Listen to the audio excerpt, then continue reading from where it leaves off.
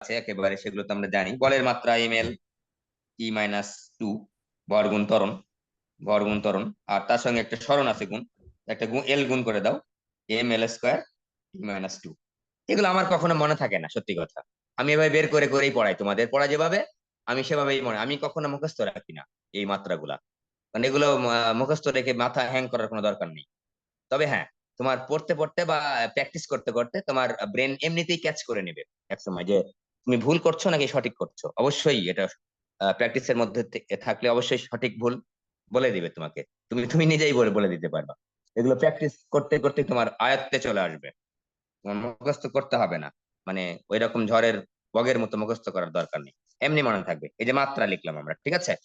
এই গেল আমাদের আহ কাজ বিষয়। এখন আমরা কাজটা দেখো, আমরা আগেই বলেছিলাম যে পদার্থবিজ্ঞানের ভাষায় কাজ, তাহলে দেখো আমরা সূত্র লিখবো যেটা, একটু ভালো করে খেয়াল করো, W = F(s)(cos)θ আমরা লিখবো বারবার যখন আমি কাজের পরিমাণ লিখবো। এবং এই থেটা ইন্ডিকেট করবে বল এবং সরণের মধ্যবর্তী কোণ। এটা কিন্তু বারবার বলছি, থেটা হলো বল ও সরণের মধ্যবর্তী কোণ, মধ্যবর্তী কোণ। এবং এখানে আমরা ভেক্টরের কনসেপ্টটাও কিন্তু নিয়ে এসেছি। দুইটা ভেক্টরের মধ্যবর্তী কোণ বলতে কি বোঝায়, এই যে জিনিসটা কিন্তু তোমাদের সামনে নিয়ে এসেছি। ওই বিন্দু থেকে যেখানে তুমি বল এবং সরণ রেখেছো, ওই বিন্দু থেকে বল এবং সরণকে বের হয়ে যেতে হবে, ঠিক আছে? ওই যে থেটাটা পেলা, ওই থেটাটাই কিন্তু তোমার এই থেটা, বল এবং সরণের মধ্যবর্তী কোণ। এখন খেয়াল করো, মুখস্থ করার কিছু নেই, শূন্য কাজ কখন কখন পাচ্ছ। শূন্য কাজ মানে কাজের পরিমাণ কখন কখন শূন্য হচ্ছে, খেয়াল করো তো। আমি যদি এফ এর মান 0 করি, 1 নাম্বার, তাহলে কাজ শূন্য হবে। এই তিনটা টার্ম আছে এখানে, একটা এস, একটা এস, একটা হচ্ছে কস থেটা, ঠিক আছে? 2 নাম্বার দেখো তো, s = 0 হলে তখনও কিন্তু কাজ শূন্য হবে। 3 নাম্বার কনসেপ্টটাতে আসো তো। 3 নাম্বার কস থেটার মান 0 হলেও কিন্তু তুমি কাজ পাচ্ছ 0। তিনটা শর্তে কিন্তু কাজ 0 হতে পারে। নাম্বার 1, বলের পরিমাণ শূন্য। নাম্বার 2, সরণের পরিমাণ শূন্য। নাম্বার 3, কস থেটা সমান 0। কস থেটা সমান 0 এইটাকে আমরা একটু এভাবে লিখতে পারি, কস থেটা সমান 0 বা θ = 90 ডিগ্রি। তো আমাদের সকলের জানা আছে যে কস 90 ডিগ্রির মান 0, সুতরাং থেটার মান 90 ডিগ্রি। তো থেটার মান 90 ডিগ্রি দ্বারা তুমি কি বোঝাচ্ছ? ওই যে প্রথমেই বলেছি, দেয়ালে একটা কিছু আছে, তুমি সোজা বল প্রয়োগ করেছো বস্তুর উপর লম্বভাবে, ওই বস্তুটা দেয়াল বরাবর উপরের দিকে চলে গেল। এই যে এটা দেয়াল মনে করো, এখানে একটা বস্তু আছে, এখানে তুমি বল প্রয়োগ করেছো, এর পরিমাণ বল, এই বস্তুটা এখানে চলে আসছে, বস্তুটা কিন্তু স্মরণ হয়েছে, কিন্তু দেখো 90 ডিগ্রি কোণে স্মরণ হয়েছে। বস্তুটা এখান থেকে এখানে আসছে, 90 ডিগ্রি কোণে স্মরণ হয়েছে, কিন্তু আমরা পদার্থ বিজ্ঞানের ভাষায় এটাকে কাজ বলবো না, যেহেতু পদার্থ বিজ্ঞানের ভাষা নিয়েই কাজটা হচ্ছে। বলের দিকে কিছু না কিছু স্মরণের উপাংশ থাকতেই হবে, এটা বলের দিকে নেই, 90 ডিগ্রি কোণে থাকলে হবে না, ঠিক আছে? তাহলে 90 ডিগ্রি থাকলে হবে না, তাহলে আমরা তিনটা ভাবে কাজ শূন্য করতে পারি: বলের পরিমাণ শূন্য, এস এর পরিমাণ শূন্য, এবং কস থিটার মান শূন্য, অর্থাৎ থিটা সমান সমান 90 ডিগ্রি। থেটা সমান সমান 90 ডিগ্রি কথাটাকে যদি আমরা গণিত না বলে ফিজিক্স দিয়ে বলি, তাহলে বলবো বল এবং সরণের মধ্যবর্তী কোণ 90 ডিগ্রি, ঠিক আছে? বল এবং সরণ পরস্পর লম্বভাবে ক্রিয়াশীল, এটাকে যদি আমি ফিজিক্স দিয়ে বলি, ঠিক আছে? থেটা 90 ডিগ্রি গণিত, ফিজিক্সটা হচ্ছে কি, বল যেদিকে প্রয়োগ করেছি তার লম্বভাবে বস্তু সরণ করেছে, লম্বভাবে, তাহলে আমাদের কাজ হবে 0। তিনটা শর্ত কিন্তু পরীক্ষায় কিন্তু আছে, ঠিক আছে? এখন প্রশ্ন হচ্ছে, আহ ধনাত্মক কাজ আর ঋণাত্মক কাজ নিয়ে কথা বলবো এবার। ধনাত্মক কাজ বা বলের দ্বারা কাজ, বলের দ্বারা কাজ, হ্যাঁ, ধনাত্মক বলের দ্বারা কাজ বা ধনাত্মক কাজে বলা হয়। যতক্ষণ পর্যন্ত ধনাত্মক থাকবে সেগুলোকে আমরা বলছি বলতে, খেয়াল করো, আহ এখানে বল প্রয়োগ করেছি বস্তুটার উপর, একটা এফ বল প্রয়োগ করেছি, একই তলেই মনে করো বল প্রয়োগ করেছি, এটা একই তল, অন্য তলে যাচ্ছি না, এই বরাবর বল প্রয়োগ করেছি এফ। এই যে এটা 90 ডিগ্রি, এটা তো এই বরাবর তো 90 ডিগ্রি, বুঝতেই পারছো, এই বরাবর যদি সরণ হয় 0 হবে, ঠিক আছে?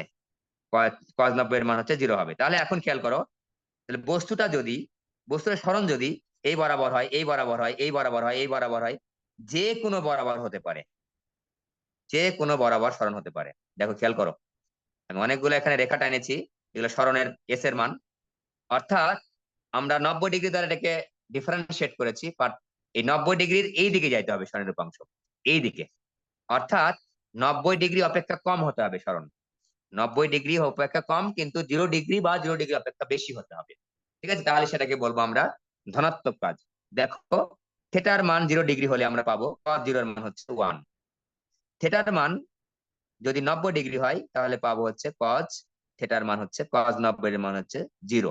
তাহলে এই cos 90 এর আগে যদি লিখি তুমি থিটার মান মনে করো 89.9 ডিগ্রি, মানে একটু কম ধরলাম আমি, ঠিক আছে। তবুও কিন্তু তুমি cos 89.9 এর মান পাবা হচ্ছে ধনাত্মক কিছু পাবা, পজিটিভ কিছু পাবা। তাহলে আমরা এই কাজগুলাকে বলবো হচ্ছে ধনাত্মক কাজ। তাহলে আমরা দেখো, এখন খেয়াল করো, তোমরা 9-10-এ পড়ে আসছিলা অনেক সময়, হয়তোবা আমি খেয়াল বলতে পারবো না তোমাদের ওখানে কি লেখা ছিল। অনেকদিন 9-10-এর বই অবশ্য দেখা হয় নাই। তো ওরা সরাসরি লিখছিল যে এই 0 ডিগ্রি হতে হবে ধনাত্মক কাজ, না 0 ডিগ্রি না, 0 ডিগ্রি থেকে বেশি, 0 ডিগ্রি এবং 0 ডিগ্রি অপেক্ষা বেশি, কিন্তু 90 ডিগ্রি হওয়া যাবে না। ঠিক আছে, 90 ডিগ্রি কিন্তু হলে কাজ 0 হয়ে যাচ্ছে।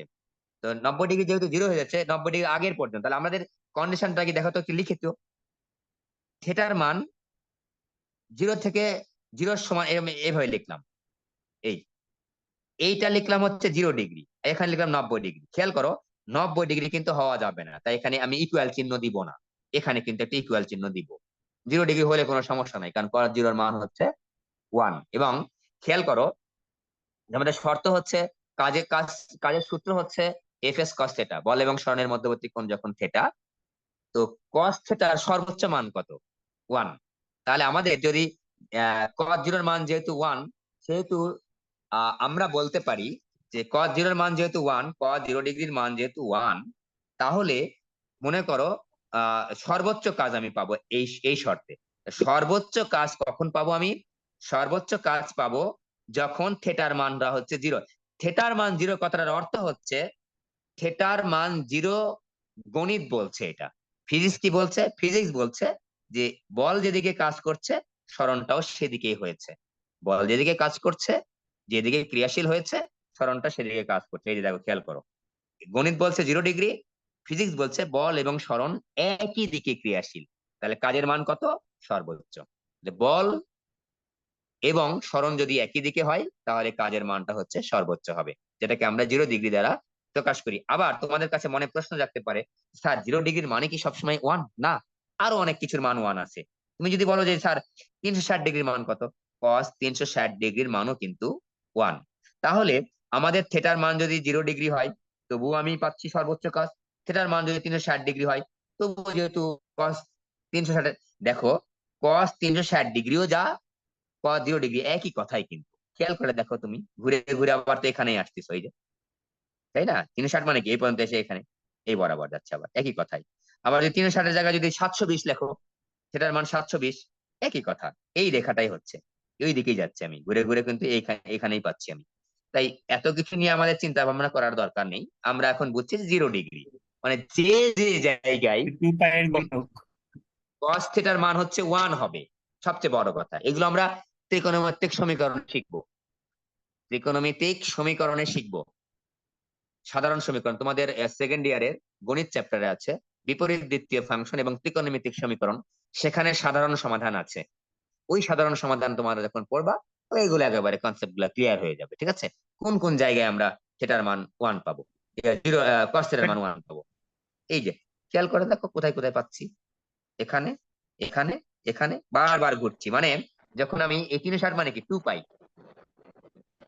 আমরা যদি বলি যে n এর মান 0, অথবা n এর মান হচ্ছে 2 পাই, n এর মান হচ্ছে 2 পাই এর গুণিতক, 2 পাই এর গুণিতক হতে হবে। ঠিক আছে, 2 পাই, 4 পাই, 6 পাই, এরকম হতে হবে। ওকে, আমার সূত্র আছে 2n পাই, এটা ইজিক্যাল 2n পাই। আমরা কিন্তু এটা এমনিই পারলাম, পায়ের সঙ্গে দেখো কত গুণ আছে, 2n পাই।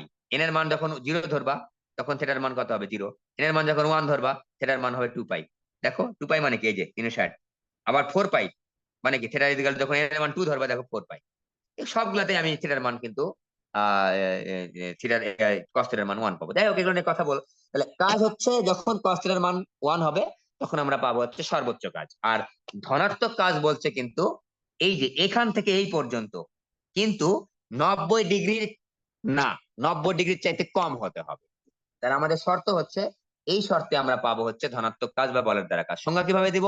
সংজ্ঞা দিব হচ্ছে বল প্রয়োগে বলের যদি সরণ হয় তাহলে বলের প্রয়োগে যদি বলের দিকে স্মরণের উপাংশ থাকে, আবার বলছি, বল প্রয়োগে যদি বলের দিকে স্মরণের উপাংশ থাকে, তাহলে আমরা বলবো যে বল এবং বলের দিকে স্মরণের উপাংশের গুণফলকে বলের দ্বারা কাজ বা ধনাত্মক কাজ বলে।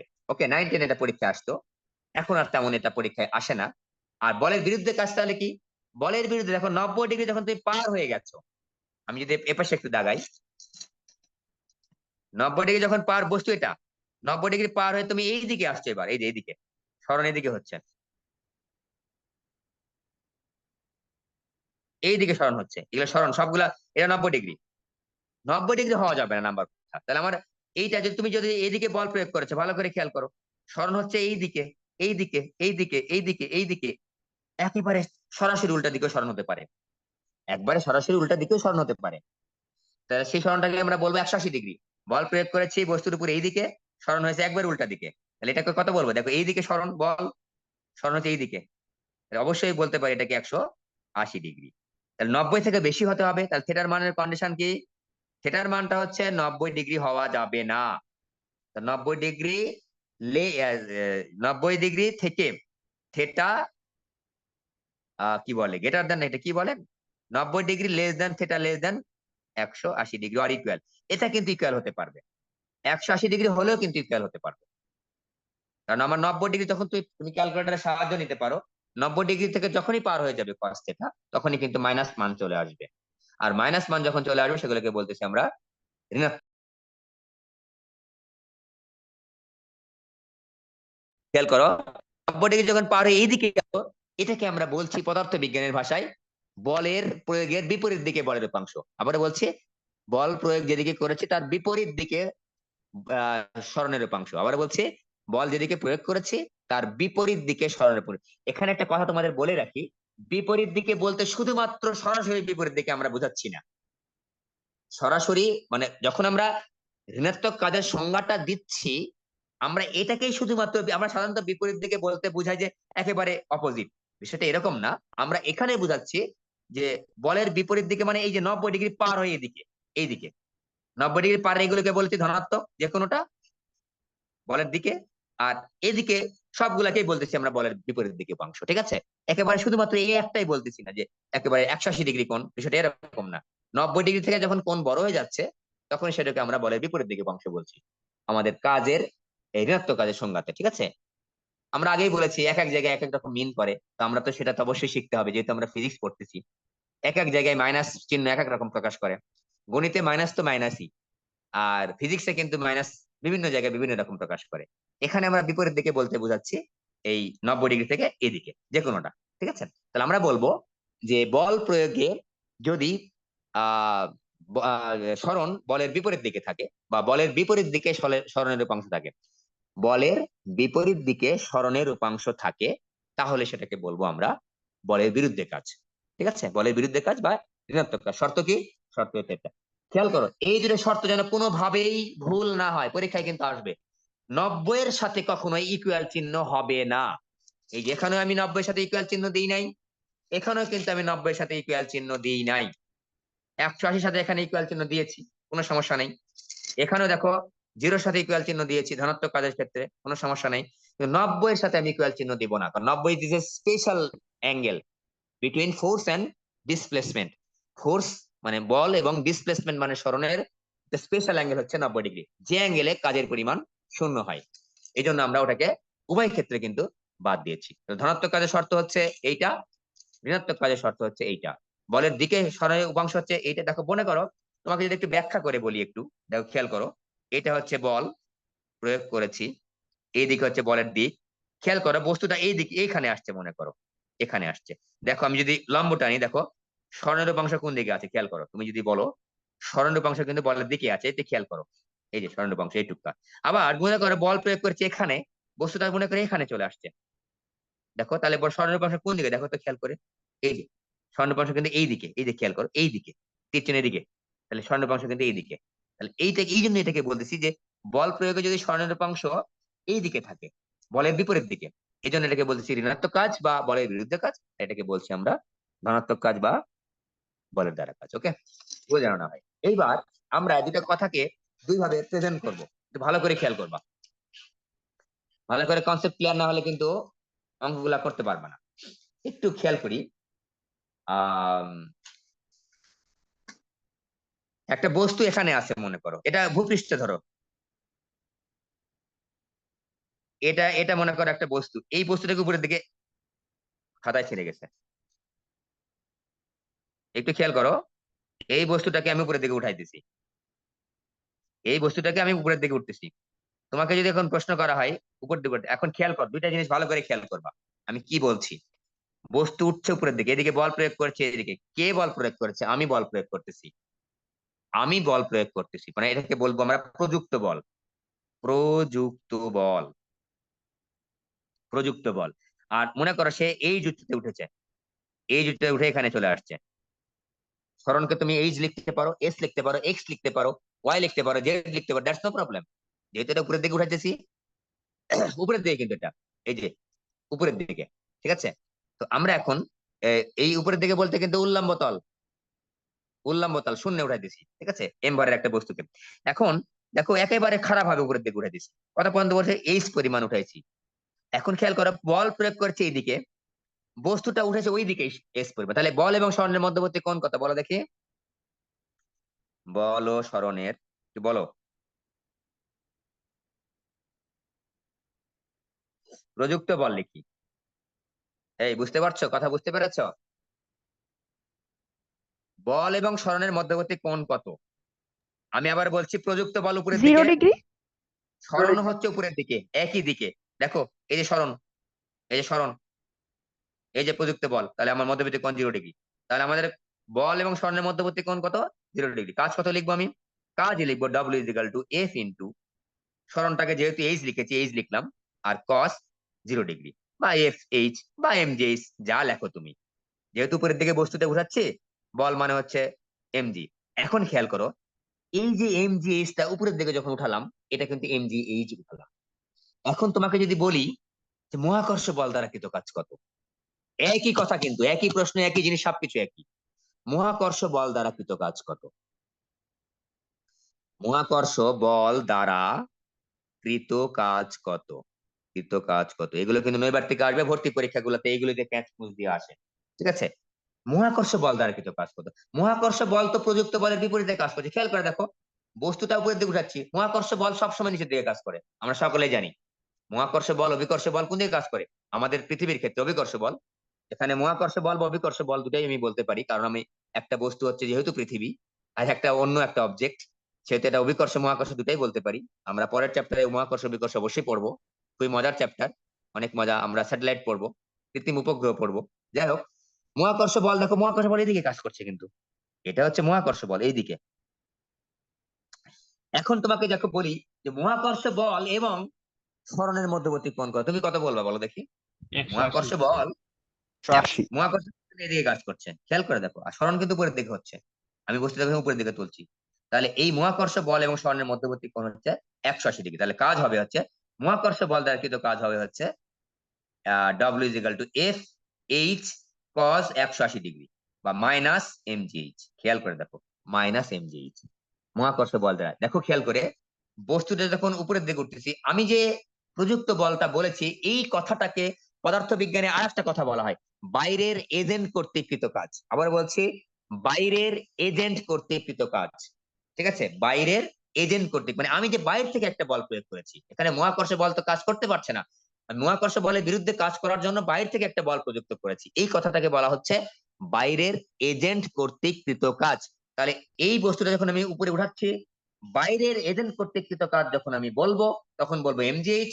আমি বলবো যখন মহাকর্ষ বল দ্বারা কৃত কাজ, তখন বলবো আমি মাইনাস এমজিএইচ, ঠিক আছে।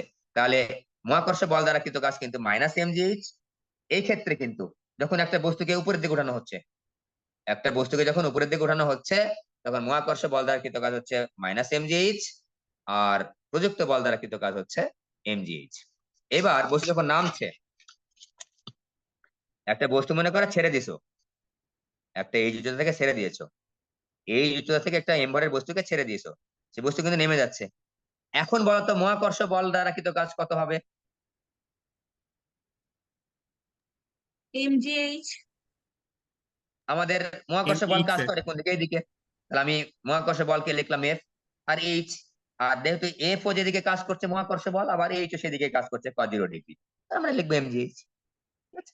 তাহলে দেখো, যখন বস্তুটা নিচের দিকে নামছে তখন মহাকর্ষ বল দ্বারা কৃত কাজ হচ্ছে mgh। আর যখন বস্তুটা উপরের দিকে উঠতেছে, আবারও খেয়াল করি, বস্তুটা যখন উপরের দিকে আমি উঠাচ্ছি, বস্তুটা যখন উপরের দিকে উঠাচ্ছি তখন মহাকর্ষ বল দ্বারা কৃত কাজ হচ্ছে -mgh।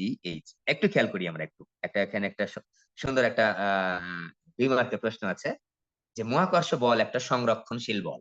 খুবই ইম্পর্টেন্ট, পরীক্ষায় আসে বারবার 2 মার্কের জন্য। মহাকর্ষ বল একটা সংরক্ষণশীল বল। দেখো, এই বস্তুটাকে যখন আমি এখান থেকে ভূপৃষ্ঠ থেকে এই উচ্চতায় উঠাইছি, মহাকর্ষ বল দ্বারা কিন্তু কাজ হচ্ছে -mg। আবার বস্তুটা মনে করো এখান থেকে আবার নিচের দিকে মনে করো এই যে উচ্চতা ওঠার পরে তার বেগ 0 হবে, তারপর সে আবার এই যে উচ্চতা অতিক্রম করে নিচের দিকে আবার এখানে আসবে। উপরে উঠলো -mg, আবার উপর থেকে যখন নিচে নামলো মহাকর্ষ বল দ্বারা কিন্তু কাজ কত? mg। দুটাকে যোগ করো তো, ইজিক্যাল টু কত? 0। অর্থাৎ একটা বস্তু ভূপৃষ্ঠ থেকে উপরে উঠেছে, আবার নিচে নেমেছে, আবার ওই পয়েন্টে চলে আসছে। মনে করো এই যে উঠেছে, কত উচ্চতায় উঠলো? এই যে উচ্চতায় উপরে উঠেছে, আবার ওখান থেকে এই যে নেমেছে। মহাকর্ষ বল দ্বারা কৃত মোট কাজ কত দেখো তো? 0। যে বল দ্বারা কৃত কাজের পরিমাণ, মানে একটা সাইকেল, একটা চক্র সম্পন্ন করার পরে কৃত কাজের পরিমাণ 0 হয়, সেটাকে আমরা বলি সংরক্ষণশীল বল। সংজ্ঞাটা আমরা উদাহরণের সাহায্যে বুঝলাম, এই জন্য আমাদের সংরক্ষণশীল বল কিন্তু তোমাদের এখন মনে থাকবে, বইতে সংজ্ঞা লেখা আছে। এটা উদাহরণের সাহায্যে আমি সংক্ষেপে বললাম। তাহলে আমি একটা বস্তুকে এদিক ওদিক থেকে, মনে করো এখান থেকে যাত্রা শুরু করলাম, এদিকে এদিকে এদিকে এদিক থেকে যে এদিক দিয়ে আসে, আবার এখানে আনলাম। যে পয়েন্ট থেকে যাত্রা শুরু করেছিল আবার সেই পয়েন্টে আনলাম। যে বল দ্বারা প্রয়োগ করলাম, যে বলটা প্রয়োগ করে বস্তুটাকে এই একটা একটা পূর্ণ সাইকেল বা চক্র সম্পন্ন করে ওই বিন্দুতে নিয়ে আসলাম, এবং কৃত কাজের পরিমাণ, মোট কাজের পরিমাণ হলো 0 যদি হয়, তাহলে সেই বলটাকে বলবো আমরা সংরক্ষণশীল বল।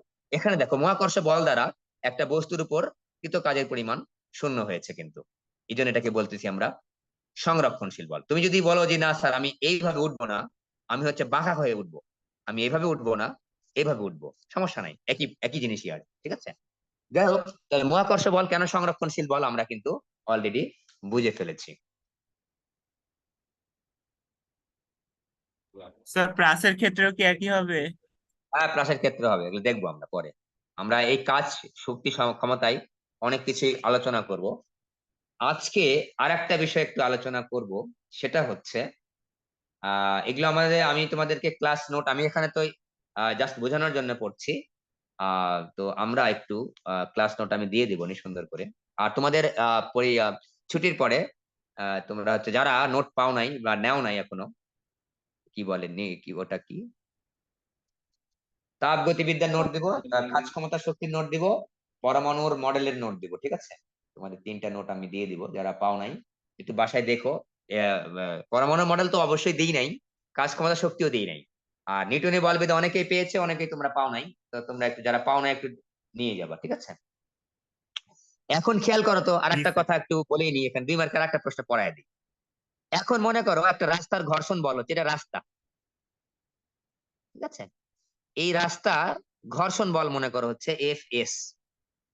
আমি এই বরাবর মনে করো বল প্রয়োগ করেছি F। ঘর্ষণ বল কোন দিকে কাজ করে বলো দেখি?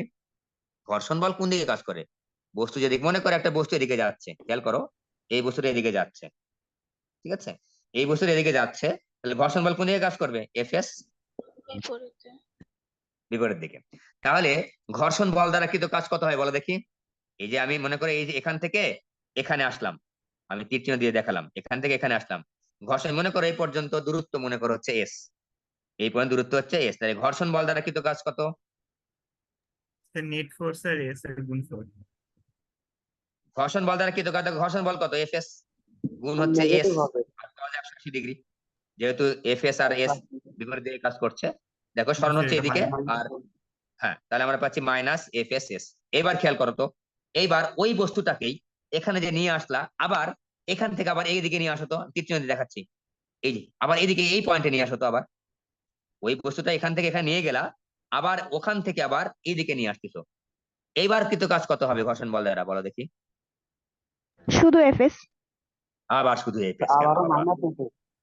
আবারও মাইনাস আবারও এফএস, কারণ মাইনাস, ঘর্ষণ বল সবসময় বিরুদ্ধে কারণ কাজ তো করে। ঘর ঘর্ষণ বল সবসময় গতির বিরুদ্ধে কাজ করে। ঘর্ষণ তোমাদের শিখিয়েছি না? ঘর্ষণ বল মনে করো যখন বস্তুটা এইদিকে আসতেছে, ঘর্ষণ বল কাজ করবে তখন এইদিকে। তাহলে আমাদের বল, ঘর্ষণ বল দ্বারা কৃত কাজ আবারও হবে এফ এস ইন্টু এস কস 180°। অর্থাৎ আমরা পাচ্ছি হচ্ছে মাইনাস, এটাকে যদি W1 ধরো, এটাকে W2 ধরলাম, minus F S S. F S দ্বারা আমি বুঝাচ্ছি হচ্ছে ঘর্ষণ বল। দেখো এটাও মাইনাস এফ এস, তাহলে একটা বস্তুকে এ বিন্দু থেকে বি বিন্দুতে নিয়ে গেলাম, ঘর্ষণ বল দ্বারা কৃত কাজ হলো এফ এস এস। আবার বি বিন্দু থেকে ওই বস্তুটাকে এ বিন্দুতে নিয়ে আসলাম, ঘর্ষণ বল দ্বারা কৃত কাজ হলো হচ্ছে মাইনাস এফ এস এস। এখন এ থেকে বি তে যে আবার বি তে এ তে আনতে মোট কত কাজ হলো? W1 যোগ W minus F S S minus F S S is equal to minus 2 F S S, not equal to zero. Not equal to zero, zero তো কিন্তু হলো না, তার মানে এটা সংরক্ষণশীল বল নয়। তাহলে আমরা এখন বলতে পারছি যে ঘর্ষণ বল সংরক্ষণশীল বল নয় অথবা অসংরক্ষণশীল বল। তার মানে একটা বস্তু এক জায়গা থেকে যে বল দ্বারা তুমি একটা সাইকেল পূর্ণ করলে নিট কাজ বা মোট কাজের পরিমাণ জিরো হবে না, সেটাকে বলবো আমরা অসংরক্ষণশীল বল। সাইকেল পূর্ণ হতে বুঝতেই পারছো, একটা চক্র পূর্ণ, এখান থেকে ওখানে গেল আবার ওই বিন্দুতে ফিরে আসলো। অর্থাৎ একটা বস্তু যে বিন্দু থেকে যাত্রা শুরু করে আবার একটা চক্র সম্পন্ন করে ওই বিন্দুতেই ফিরে আসলো, এই বলটাকে বলা হচ্ছে, এই জিনিসটাকে বলা হচ্ছে একটা চক্র, একটা সাইকেল। এই সাইকেলে যদি মোট কাজ জিরো হয়, যে বল দ্বারা মোট কাজ জিরো হবে সেটাকে বলবো আমরা সংরক্ষণশীল বল। আর যে বল দ্বারা একটা চক্র সম্পন্ন করতে মোট কৃত কাজের পরিমাণ জিরো হবে না, সেটাকে বলবো আমরা অসংরক্ষণশীল বল বা সংরক্ষণশীল বল নয়। তাহলে ঘর্ষণ বল একটা সংরক্ষণশীল বল নয়। পরীক্ষায় খুবই আসে এই দুটা প্রশ্ন, যে ঘর্ষণ বল একটা অসংরক্ষণশীল বল 2 মার্কের জন্য, আর মহাকর্ষ বল একটা সংরক্ষণশীল বল। এইবার একটা জিনিস পড়িয়ে তোমাদের আজকে শেষ করে দেব, খুবই গুরুত্বপূর্ণ একটা জিনিস। তোমাদের সকলেরই, বিশেষ করে মেয়েদের কাছে সবসময় একটা রাবার থাকে, দেখবা চুল বাঁধার রাবার থাকে। আমি রাবারটা দিই, আর দেখবা যে রাবারটা যখন তুমি টানবা, রাবারটা বড় হতে চাচ্ছে না, রাবারটা বড় হতে চাচ্ছে না, রাবারটা বড় হতে চাচ্ছে না কথাটা কি, যদি আমি পদার্থবিজ্ঞানের ভাষায় বলি, তাহলে বস্তুর ভেতর থেকে আমি যে বল দ্বারা রাবারটাকে বড় করতে চাচ্ছি, সেই বলের বিরুদ্ধে রাবার একটা বল কাজ, মানে রাবার ওই প্রযুক্ত বলের বিরুদ্ধে একটা বল ক্রিয়াশীল করছে। অর্থাৎ রাবার ছিল এত বড়, যেটা মনে করো আমি একটু টানলাম, টেনে এই বড় করতে চাচ্ছি, সাধারণত বড় হতে চাচ্ছে না। দেখবা তুমি মনে করো বড় করে ধরে আছো, তোমার 2 হাতের উপরে কিন্তু একটা চাপ পড়বে। কারণ কেন চাপ পড়ছে? কারণ রাবারটা ভেতর থেকে তোমার প্রযুক্ত বলের বিরুদ্ধে একটা বল কাজ করছে। রাবারের ভেতর থেকে একটা বল প্রযুক্ত বলের বিপরীতে কাজ করছে। এই বিষয়গুলোকে বলা হচ্ছে প্রত্যয়নী বল। এই বলটাকে বলা হচ্ছে প্রত্যয়নী বল। তাহলে প্রত্যয়নী বলের একেবারে এক লাইন কথা হচ্ছে, সংজ্ঞাটা আমি পরে দিচ্ছি, আগে আমরা বিষয়টা বুঝে নিই। প্রত্যয়নী বল হচ্ছে এমন একটা বল যেটা প্রযুক্ত বলের বিপরীতে কাজ করে বস্তুর মধ্য থেকে উদ্ভূত হয়। ঠিক আছে? তাহলে বস্তুর মধ্য থেকে এমন একটা বল প্রযুক্ত বলের বিপরীতে কাজ করে, সেটাকেই বলা হচ্ছে প্রত্যয়নী বল। ঠিক আছে? বা স্থিতিস্থাপক বল। তুমি যদি স্প্রিং এর ক্ষেত্রে বলো, দেখো তো একটা স্প্রিং মনে করো এরকম জায়গায় আছে, এই যে একটা স্প্রিং, এই যে স্প্রিং, এই স্প্রিংটাকে তুমি একটু বড় করলা, এত বড় করলা, স্প্রিংটা তুমি কিভাবে বড় করলা? এই বরাবর একটা বল কাজ করছে, প্রযুক্ত বল। স্প্রিং কিন্তু তো উল্টা দিকে একটা বল কাজ করাচ্ছে, যেটাকে আমরা এফ এস লিখলাম, মনে করো স্প্রিং বল এফ এস লিখতাম। তাহলে দেখো প্রযুক্ত বল এদিকে কাজ করছে, আর স্প্রিং বলটা এদিকে কাজ করছে। স্প্রিং বল বলতে প্রত্যয়নী বল, কিন্তু স্প্রিং বড় হতে চাচ্ছে না, বা বড় করে তুমি যখন ধরে আছো, তোমার হাতের উপর স্প্রিং একটা বল প্রয়োগ করছে সর্বদা, অর্থাৎ সে এই যে সাম্যাবস্থায় আসতে চাচ্ছে। এই এত এত বড় যে তুমি প্রসারণ করেছো, সে কিন্তু প্রসারিত হতে চাচ্ছে না, থাকতে চাচ্ছে না, কোথায় আসতে চাচ্ছে? ওই স্প্রিং তার ভেতর থেকে একটা বল প্রযুক্ত বলের বিরুদ্ধে কাজ করে স্প্রিংটাকে সাম্যাবস্থায় অর্থাৎ এই পজিশনে আনতে চাচ্ছে। এই যে বলটা বস্তুর মধ্য থেকে উদ্ভূত হচ্ছে, যেটা প্রযুক্ত বলের বিরুদ্ধে কাজ করছে, সেই বলটাকে আমরা বলছি প্রত্যয়নী বল। স্প্রিং এর ক্ষেত্রে বলছি স্প্রিং বল, অন্য কোনো বস্তুর ক্ষেত্রে বলছি আমরা স্থিতিস্থাপক বল। 3টা কথা লিখছি: স্থিতিস্থাপক বল, স্থিতিস্থাপক বল, অথবা স্প্রিং এর ক্ষেত্রে স্প্রিং বল, আর ওভারঅল এগুলোকে বলা হচ্ছে প্রত্যয়নী বল। প্রত্যয়নী বল, এই জিনিসটা খুবই খুবই ইম্পর্টেন্ট, আমাদের লাগবে। স্প্রিং বল। এখন প্রশ্ন যে স্থিতিস্থাপক বল কেন বলছি, তোমার মনে প্রশ্ন থাকতে পারে, স্যার স্প্রিং বল তো বুঝলাম যে স্প্রিং তার ভেতর থেকে একটা বল কাজ করে স্প্রিংটাকে সাম্যাবস্থায় আনতে চাচ্ছে, তার মানে আমার প্রযুক্ত বলের বিরুদ্ধে একটা বল কাজ করছে যার নাম হচ্ছে স্প্রিং বল। ওকে, বুঝলাম এটা প্রত্যয়নী বল। স্থিতিস্থাপক কেন বলছি, প্রশ্ন আসতে পারে তোমাদের মনের মধ্যে। স্থিতিস্থাপকতার সংজ্ঞা হচ্ছে বস্তুর যে ধর্মের কারণে বিকৃত বস্তু পূর্বের অবস্থায় ফিরে আসতে চায়। আবার বলছি, বস্তুর ভেতরের যে ধর্মের কারণে বিকৃত বস্তু, বিকৃত বস্তু মানে কি, এই যে বস্তু, মনে করো রাবারের কথা চিন্তা করো, রাবার ছিল এত বড়, তুমি বল প্রয়োগ করে বিকৃত করে দিয়েছো, বিকৃত করে তার রাবারটা এখন এত বড় করে ফেলেছো। রাবারের সাম্যাবস্থান ছিল এ বি পরিমাণ, মনে করে একটা রাবার, তুমি তাকে বিকৃত করে এসি পরিমাণ করে ফেলেছো, বিকৃত করে ফেলেছো। বিকৃত করা মানে কি, তার স্বাভাবিক অবস্থা থেকে তুমি অন্য অবস্থায় নিয়ে গেছো। বিকৃত করার অর্থ হচ্ছে স্বাভাবিক অবস্থা থেকে তাকে অন্য অবস্থায় নিয়ে গেছো। এবি তার স্বাভাবিক অবস্থা এসি অবস্থায় নিয়ে গেছো, বিকৃত হয়ে গেছে। বস্তুর মধ্যে যে ধর্মের কারণে বিকৃত বস্তু পূর্বের অবস্থায় ফিরে আসতে চায় বা পূর্বের অবস্থায় ফিরে আসে, সেটাকে বলে, ওই বস্তুর ভেতরের ওই ধর্মটাকে বলা হচ্ছে স্থিতিস্থাপকতা। আমরা পড়বো 7 নম্বর চ্যাপ্টারে, একটু আমরা বললাম এখানে, যেহেতু আমাদের এখানে স্থিতিস্থাপক বল নিয়ে কাজ করতে হবে, তাই আমি এখানে একটু বলে নিচ্ছি। তাহলে যে ধর্মের কারণে, বস্তুর ভেতরের যে ধর্মের কারণে, ভালো করে খেয়াল করো, বস্তুর ভেতরের যে ধর্মের কারণে, আমি যদি বস্তুকে রাবার বলি, রাবারের ভেতরের যে ধর্মের কারণে রাবারটা বিকৃত অবস্থা থেকে তার প্রাথমিক অবস্থায় বা সাম্যাবস্থায় ফিরে আসতে চাই, বস্তুর ভেতরের সেই ধর্মকে বলা হচ্ছে স্থিতিস্থাপকতা। তাহলে দেখো, এখন এই রাবারের মধ্যে যে বলটা কাজ করছে, বলটা কাজ করছে রাবার মধ্য থেকে, সেই বলটা কিন্তু এই জন্যই আমরা বলছি স্থিতিস্থাপক বল। আশা রাখি বুঝতে পেরেছো কথাটা। তাহলে কোন বস্তুর যে ধর্মের কারণে, বস্তু ধর্ম কিন্তু এটা, আবার বলছে স্থিতিস্থাপকতা বস্তুর কিন্তু ধর্ম, স্পেশাল বিশেষ ধর্ম, এবং এটা কঠিন পদার্থের ক্ষেত্রে ধর্ম, তরল পদার্থের ক্ষেত্রে কিন্তু স্থিতিস্থাপকতা হয় না। ঠিক আছে, তাহলে কঠিন পদার্থের একটা বিশেষ ধর্ম হচ্ছে স্থিতিস্থাপকতা। বস্তুর ভেতরে যে ধর্মের কারণে বিকৃত বস্তু স্বাভাবিক অবস্থায় আসতে চায় বা ফিরে আসতে চায়, সেটাকে বলি আমরা স্থিতিস্থাপকতা। যেহেতু আমরা এটাকে বিকৃত করে অন্য অবস্থায় নিয়ে গেছি, ওই বস্তুর মধ্য থেকে একটা ধর্ম কাজ করছে, যে ধর্মটা বস্তুটাকে সি অবস্থান থেকে সাম্যাবস্থা বি অবস্থানে আনতে চাচ্ছে, এই জন্য এটাকে বলতেছি আমরা স্থিতিস্থাপক বল। এই রাবারের মধ্যে যে বলটা স্থির অবস্থান থেকে আবার বি অবস্থানে আসতে চাচ্ছে, সাম্যাবস্থায় আনতে চাচ্ছে, এই জন্য এই বলটাকে বলতেছি আমরা স্থিতিস্থাপক বল। সুতরাং অবশ্যই বুঝতে পারছো যে স্থিতিস্থাপক বল অবশ্যই একটা প্রত্যয়নী বল। ঠিক আছে, প্রযুক্ত বলের বিরুদ্ধে কাজ করছে। আমি এ বি একটা রাবারের অবস্থান ছিল, এ বি থেকে সি অবস্থানে নিয়ে গেছি, ঠিক আছে, তো সি অবস্থান থেকে বি অবস্থানে আনতে চাচ্ছে, বস্তুর ভিতরের ধর্ম, এই জন্য বলতেছি স্থিতিস্থাপক বল। স্প্রিং এর ক্ষেত্রেও কিন্তু একই কথাই, স্প্রিংটা নিয়ে গেছি, এ থেকে বি তার সাম্যাবস্থান সি তে নিয়ে গেছি, সি থেকে স্প্রিংটা স্বাভাবিক অবস্থায় আসতে চাচ্ছে, এই জন্য এটাকে অবশ্যই প্রত্যয়নী বল, এবং এটাকে আমরা বলছি স্প্রিং বল। স্প্রিং এর ক্ষেত্রে এই প্রত্যয়নী বলটাকে বলা হচ্ছে স্প্রিং বল, অন্য কোনো বস্তুর ক্ষেত্রে, কঠিন বস্তুর ক্ষেত্রে আমরা এটাকে বলছি স্থিতিস্থাপক বল। তো তুমি প্রত্যয়নী বল মানে কিন্তু স্থিতিস্থাপক বলো, আবার তুমি স্প্রিং এর ক্ষেত্রে স্প্রিং বল বলতে পারো, তিনটা কথা কিন্তু একই কথাই, স্থিতিস্থাপক বল, স্প্রিং বল, প্রত্যয়নী বল। ঠিক আছে, এই তিনটা বল দ্বারা কিভাবে কাজের পরিমাণ আমরা বের করব নেক্সট ক্লাসে পড়বো। খুব মজার কাজ, মজা করে বের করবো আমরা এগুলো, একেবারে সোজা, জীবনে ভুলবা না আশা রাখছি, মজা করে একবারে বের করবো যে বল দ্বারা কিভাবে ও কাজ বের করে। এবং এগুলো বেসিক ক্লাস। এই যে প্লাস মাইনাসে কিন্তু একটা ব্যাপার আছে, এই প্লাস মাইনাস গুলো কিন্তু ভুল হয়ে যাবে তোমার, তুমি যদি ভালোভাবে না বুঝো। আমরা কিভাবে, আমি তোমাদেরকে কালকের ক্লাসে কিভাবে কি বের করবো দেখো, স্থিতিস্থাপক বলের বিরুদ্ধে কাজ বের করব, স্থিতিস্থাপক বল দ্বারা কাজ বের করব, স্প্রিং বলের বিরুদ্ধে কাজ বের করব, স্প্রিং বল দ্বারা কৃত কাজ বের করব, অভিকর্ষ বল দ্বারা কৃত কাজ বের করব, এবং অভিকর্ষ বলের বিরুদ্ধে কৃত কাজ বের করব। আমরা এখানে দেখো খুব সোজা করে একটা বস্তু বললাম যে এইটুকটা উঠাইতে আমাদের এমজিএইচ পরিমাণ কাজ দরকার, আসলে ঘটনা কিন্তু সেরকম না।